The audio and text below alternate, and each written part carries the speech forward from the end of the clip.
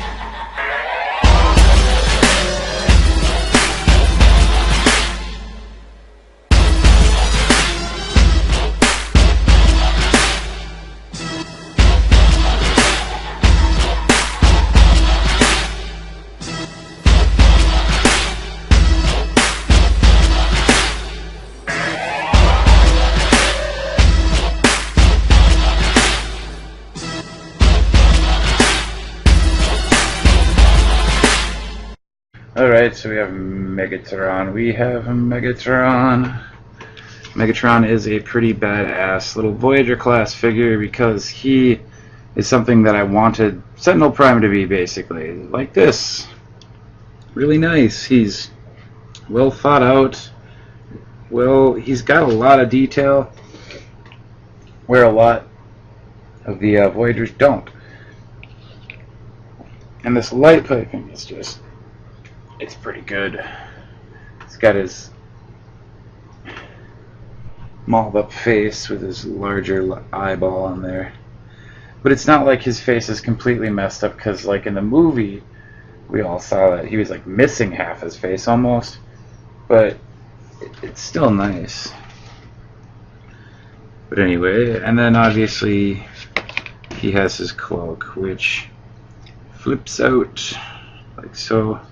Has a little peg here, and that just goes into his shoulder. There's like a hole in his shoulder that you shove it into. It's actually kind of a pill to get in there. But once you get it in there, it'll go down over his head And then this will unpeg from the hood, obviously, because I'm doing a review, and it has to.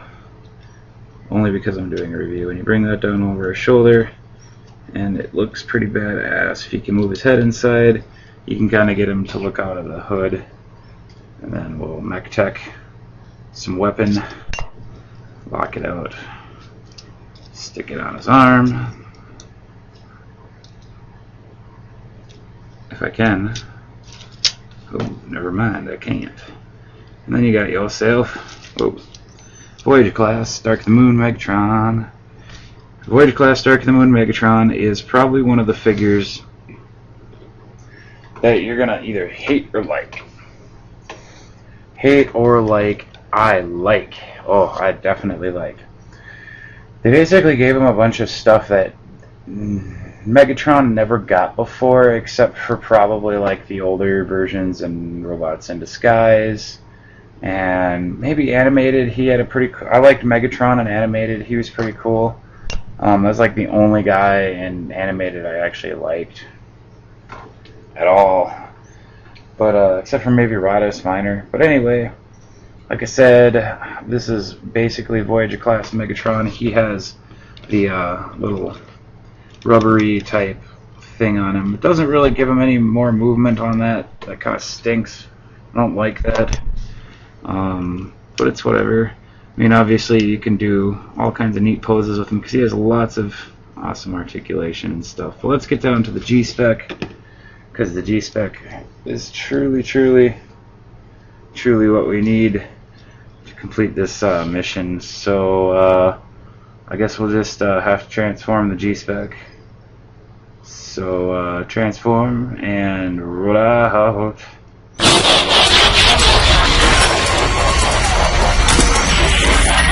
Okay, so we got Megatron here with the G-spec, Dark of the Moon Megatron. So it's different. So we got Megatron as a truck. Megatron as a truck paint job. Yay! Thanx, I have to say, are pretty good. I mean, they're kind of chintzy, but like they're good where they need to be. And it's not terrible. It's not like they used lots of grays and crap. They used a lot of nice colors to match kind of like a deserty type feel, which really didn't have any play into the movie, but however the toy itself, if you can use your imagination a little bit, it works. I mean, you can think, oh, he probably was out in the outback hiding, blah, blah, blah. Okay, great. Articulation, he has a lot of articulation. I don't like how his hands are just these like big, like Edward Scissorhand fingers, but I mean, it's okay. It makes him look really cool.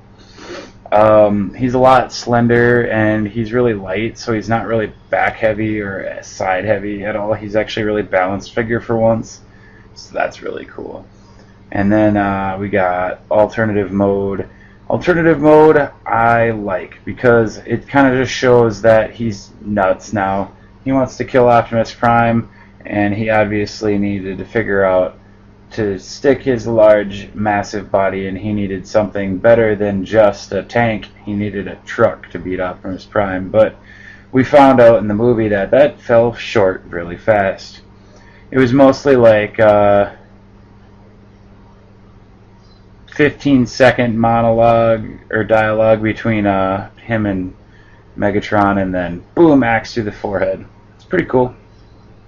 But anyway, as you can tell, we got to the robot mode. Robot mode is great. It's great because it really gives away that movieverse feel of his cloak, even though he only wore it for like 10 seconds, but still, it's pretty badass. So that's all neat. Also, then we have accessories.